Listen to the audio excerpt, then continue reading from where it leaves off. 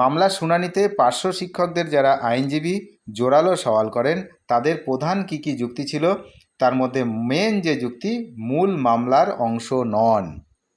পার্শ্ব শিক্ষকদের আইনজীবী জয়ন্ত মিত্র এবং সুবীর সান্যাল আদালতে জানান যে মূল রিট পিটিশনের ভিত্তিতে চাকরি বাতিলের নির্দেশ দেওয়া হয়েছে সেই মামলায় পার্শ্ব শিক্ষকরা পক্ষ ছিলেন না, তাই তাদের চাকরি বাতিল করা উচিত হয়নি।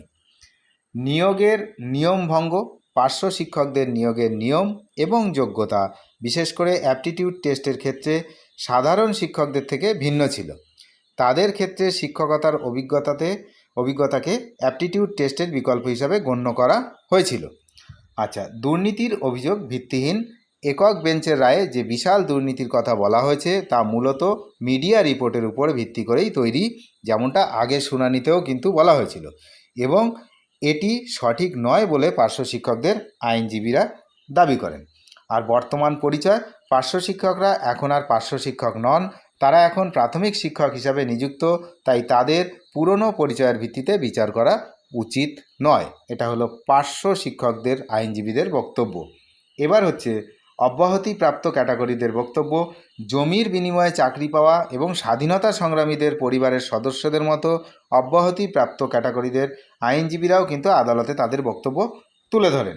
তাদের মূল যে বক্তব্য ছিল, দুর্নীতির সঙ্গে যোগ নেই, তাদের নিয়োগ প্রক্রিয়া সার্টিফিকেট জমা দেওয়ার মাধ্যমেই হয়েছে এবং নিয়োগ প্রক্রিয়ার দুর্নীতি বা অনিয়মের অভিযোগের সঙ্গে তাদের কোনো সম্পর্ক নেই। আর শূন্য পদের সংখ্যা, অ্যাপটিটিউড টেস্টে শূন্য পেলেও তাদের চাকরি যেত না, কারণ শূন্য পদের তুলনায় প্রার্থীর সংখ্যা অনেক কম ছিল, তাই কাট অফের কোনো প্রশ্নই ওঠে না। এটা কাদের জন্য না, এটা হচ্ছে অব্যাহতিপ্রাপ্ত ক্যাটাগরির জন্য, অর্থাৎ স্বাধীনতা সংগ্রামী এবং জমির বিনিময়ে যারা চাকরি পেয়েছিলেন। আর অন্যান্য ক্ষতিগ্রস্তদের বক্তব্য, 237 জন পিটিশনারের আইনজীবী অশোক বন্দ্যোপাধ্যায় তিনি সওয়াল করেছেন এবং নিয়োগের 5 বছর পর কিভাবে চাকরি বাতিল করা হয়, বিশেষ করে যখন পিটিশনাররা নির্বাচন প্রক্রিয়ার বিস্তারিত কিছুই জানতেন না। আচ্ছা, এবার 635 জন শিক্ষকের আইনজীবী প্রতীক ধর তিনি বলেন একক বেঞ্চের রায়টি ত্রুটিপূর্ণ, কারণ তাদের অপ্রশিক্ষিত বলা হলেও তারা 2019 সালের এপ্রিল মাসের মধ্যেই তাদের ডিএলএড কোর্স সম্পন্ন করেছিলেন, যা রিট পিটিশন দাখিল করার অনেক আগে। এবার আদালতের কি পর্যবেক্ষণ না, শুনানি চলাকালীন বিচারপতি বিভিন্ন বিষয় স্পষ্ট করার জন্য প্রশ্ন করেন।